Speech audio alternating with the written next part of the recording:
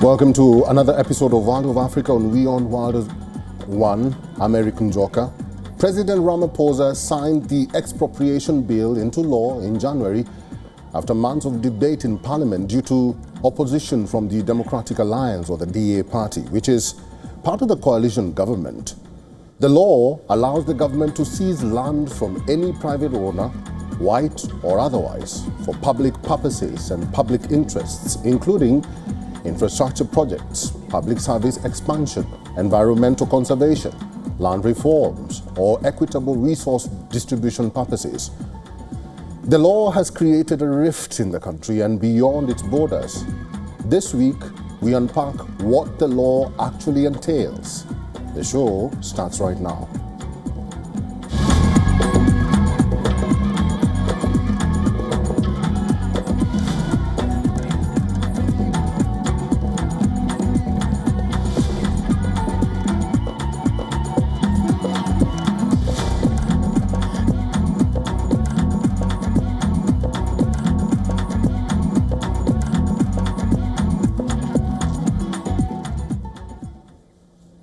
There's a huge divide in South Africa that has been muted for a long time until President Cyril Ramaphosa was recently ambushed by his American counterpart Donald Trump at the White House.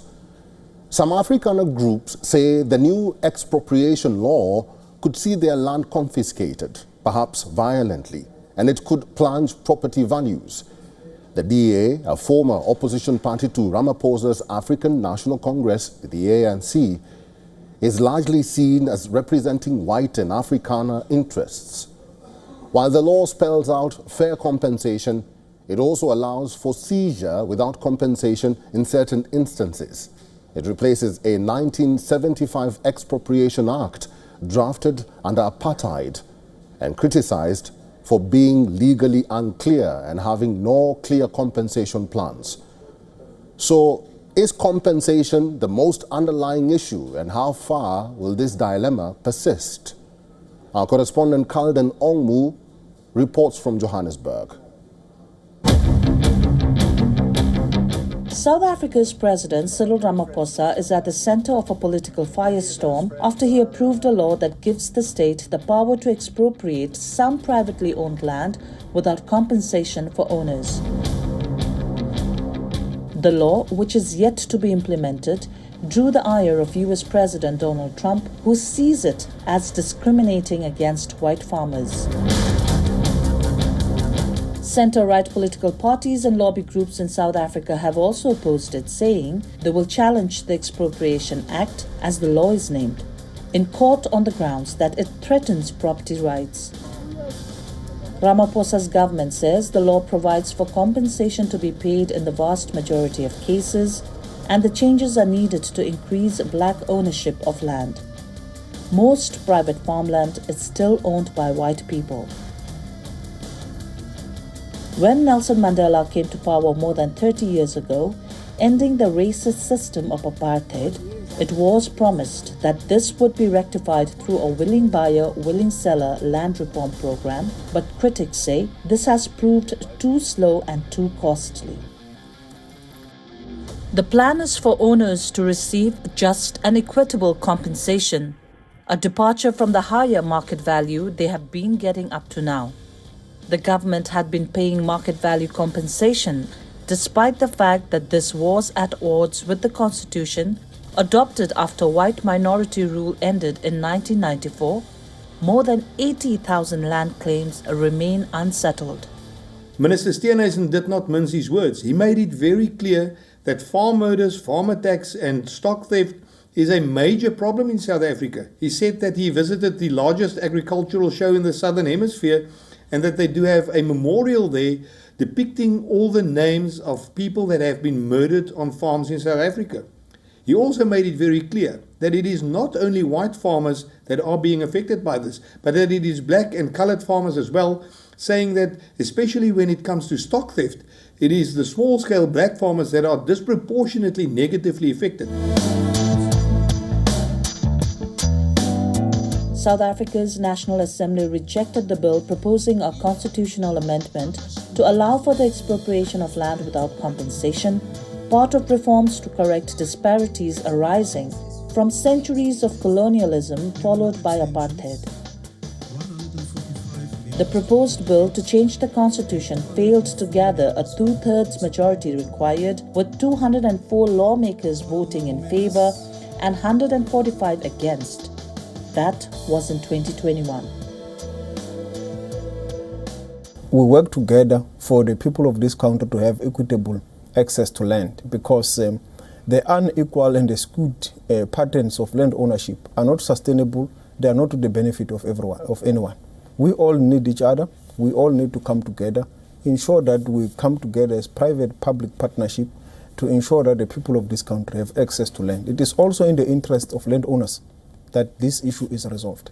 There is no white genocide in South Africa, and I think there are sentiments from the public that Ramaphosa should have asserted that more clearly instead of trying to divert the conversation towards trade and investment and high crime levels. I think that Trump is focusing on white genocide because there are white South Africans in his ear claiming that this is going on when it is not going on.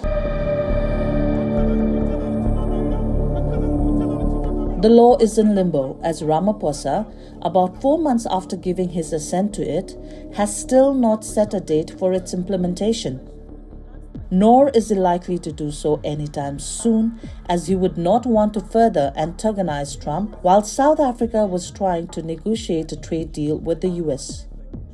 With land such an emotive issue, there is no easy solution to the dispute, and it is likely to continue to cause tensions within South Africa as well as with the US president.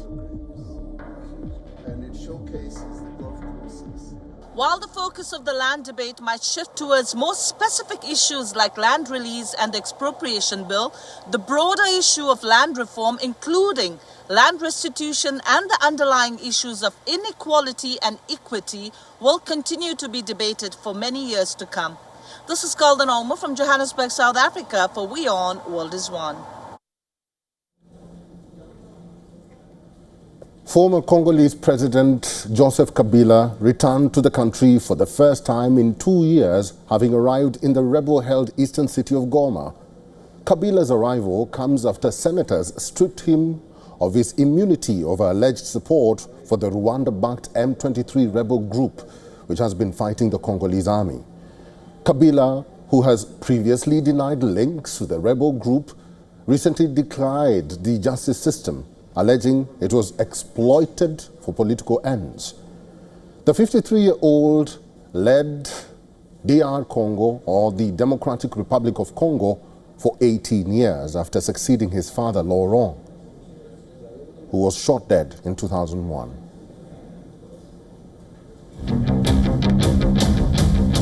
After weeks of speculation that the former Congolese president would make return to the country and head to East, Joseph Kabila eventually confirmed the rumors. He appeared for the first time in public in rebel-held territory in the country's volatile East on May 29th, meeting with religious leaders in what participants said was a push for peace.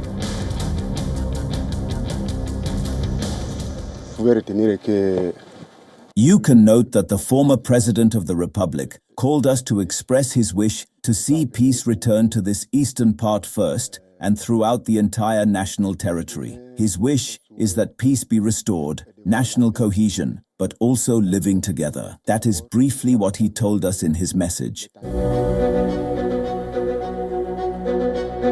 Kabila, who has been out of the country since 2023, mostly in South Africa, is wanted in Congo for alleged crimes against humanity for supporting the insurgency in the east, including a role in the massacre of civilians. Congo has also moved to suspend his political party and seize the assets of its leaders. The former president's camp denies any ties to the Rwanda-backed M23 rebels, who have seized more territory than ever since January. He had been vowing to return to the Central African country for weeks to help find a solution to the conflict. His return could complicate Washington's plans for a peace agreement between Congo and Rwanda. Masad Boulos, Trump's senior advisor for Africa, told Reuters earlier this month the deal could be signed this summer, accompanied by minerals deals aimed at bringing billions of dollars of Western investment to the region. They didn't propose anything to us. Rather, we waited to hear what he had to say, and he told us that he came here for peace. Now, our main concern indeed is peace. Even our people long for peace. And anyone who engages in that pursuit, well, we as traditional leaders see it as our greatest concern and deepest wish. Congolese President Felix Tshisekedi accused Kabila of positioning himself as the rebel leader, along with Rwandan President Paul Kagame. The country's Senate also voted to lift Kabila's immunity. By 88 ballots to 5, the upper house backed exposing the 53-year-old to prosecution on charges of supporting the M23 armed group, which has seized swathes of the eastern DRC with Rwandan support. La justice congolaise a rassemblé un maximum de preuves. The Congolese justice system has gathered as much tangible and irrefutable evidence as possible to support the clear involvement and direct participation of Joseph Kabila, Kabong, in the war crimes, crimes against humanity, and massacres of peaceful civilians and soldiers currently being perpetrated in the eastern part of the country. A close aide of Kabila's said his interactions were aimed at learning about security challenges in the region and that political, administrative, military, and civil society figures were invited to further discussions. It is unclear how long Kabila intends to stay in M23-held territory. Africa Bureau, WION, World is One. In Lagos, Nigeria, an app fusing tradition and technology hopes to redefine spiritual practices. 32-year-old Ifa Priest has founded the web-based platform Priests.Africa. He undertakes centuries-old rituals from his desk, streaming his consultation to his clients online.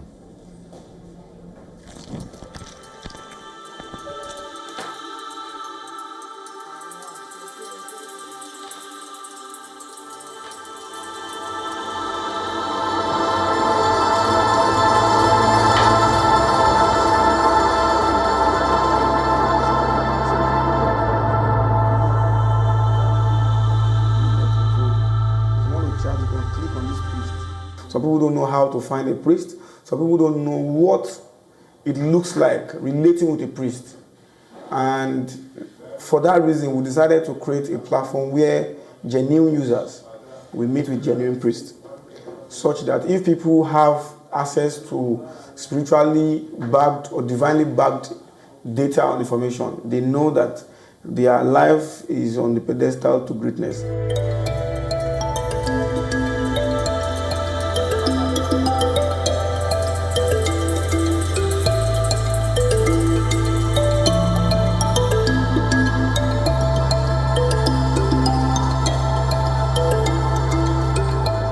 I realized that some of them just want me to be part of their congregation. They don't really want to solve my problem. I have a problem. I don't want to be under anybody, but I just want to solve my problem and create a relationship. Some of them don't even know what they are doing. And some, they know what they are doing, they understand it, but we don't have a chemistry. They are doing the right thing for me, but I'm not seeing the result. I see myself changing the status quo and ensuring that I serve as a catalyst to usher in a new generation of priests, a new generation of people, and a new way of doing things within our spiritual community. So I feel that I have a divine calling to, serve as a bridge between what is the ancient and what is coming. So between yesterday and today for our young people.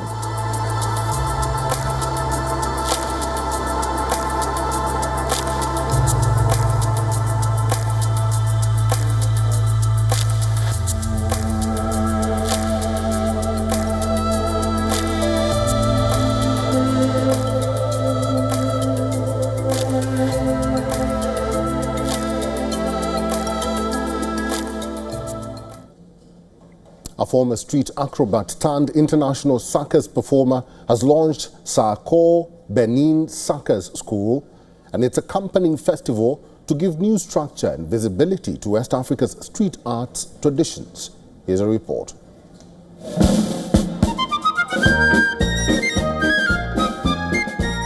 Perimezinsai, a former street acrobat turned international circus performer, has launched Circo Benin Circus School and its accompanying Cirque Fujon Festival to give new structure and visibility to West Africa's rich street art traditions.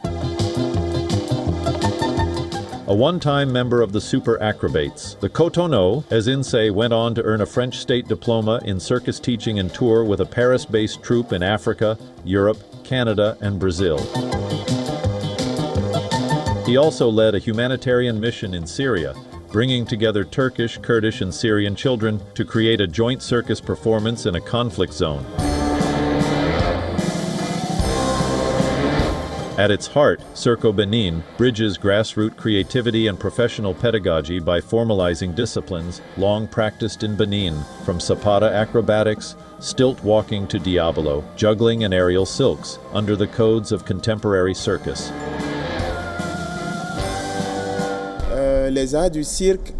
Circus arts in Benin and the sub-region were considered street arts, and it was much more traditional, demonstrative circus that was practiced. So there was a need to establish a school that respects the pedagogical rules linked to circus arts, that respects the relationship we have with the human body and with equipment, that respects the rules and codes linked to contemporary circus arts. So, to meet this need, I was able to establish this school. The school's curriculum emphasizes rapid decision-making, mutual trust in human pyramids and passing routines, and concentration under pressure, reflecting Ezinsei's belief that when you receive, you must give in return. Classes begin as early as 18 months in the baby circus and run through workshops for all ages.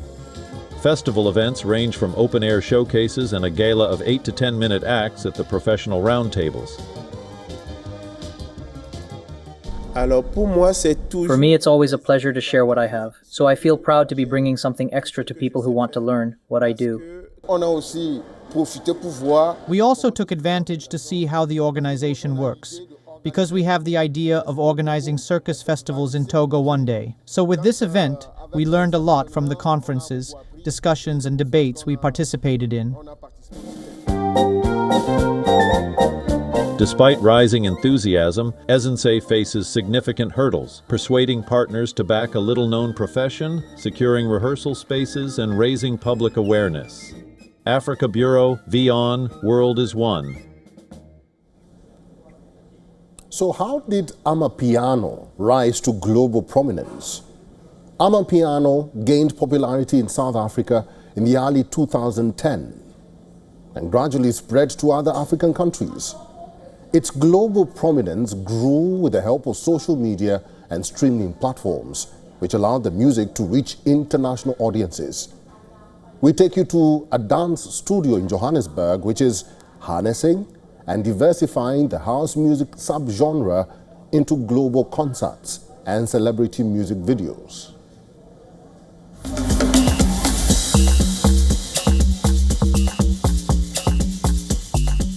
At a studio in central Johannesburg, dancers from various countries move together to the rhythm of South Africa's Amapiano sound that is taking social media by storm.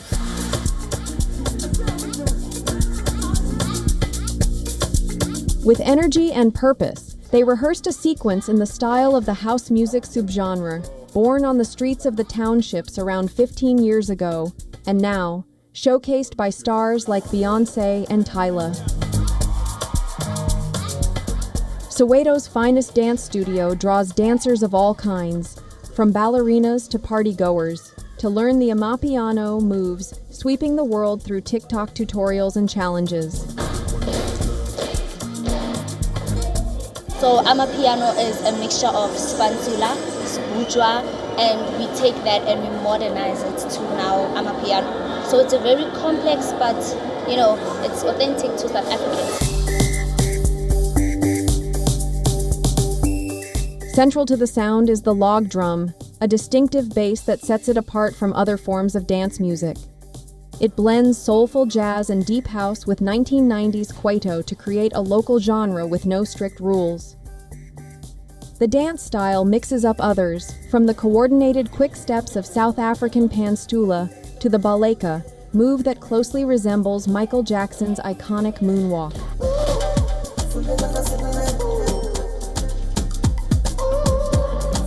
I feel like Amapiano, compared to other styles, is something about the music where it's not about the words, it's not about what they're saying, but you feel it inside of you. Like, you can't listen to it. It doesn't matter where you come from, what race, what color, like, you feel it and you have to just move. It's just from inside you.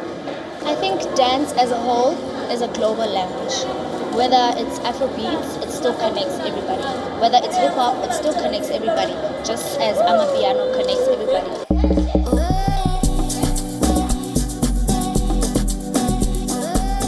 This spirit of inclusiveness comes to life on social media, where people of all ages, backgrounds, and cultures unite in dance challenges like the one for Chwala Bami on TikTok that was taken up by U.S. performer Jason Derulo.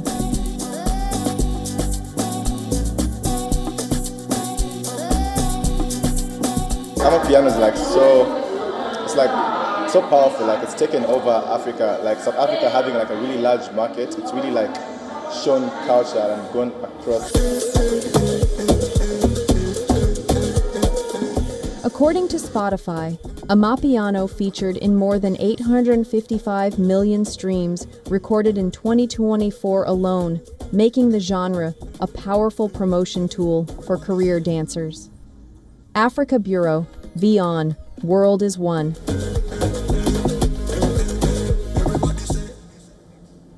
And on that Amapiano note, it's a wrap on this edition of Wild of Africa. All our social media platforms are open. Talk to us there. Your story matters to us. Thank you for watching Wild of Africa on WION World is One. I'm Eric Njoka. I will see you on the next episode.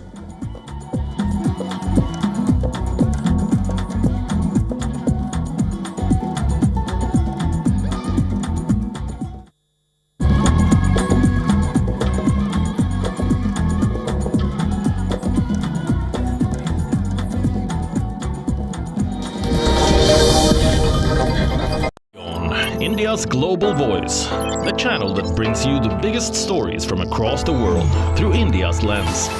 Now available in more than 190 countries worldwide. Because we believe that the world is one. Watch us in Africa, Europe, USA and Canada, South America, Asia Pacific, Middle East and North African regions. Also available on these digital platforms across the world. WION. World is One. WION Health Resort is unique, the only one of its kind.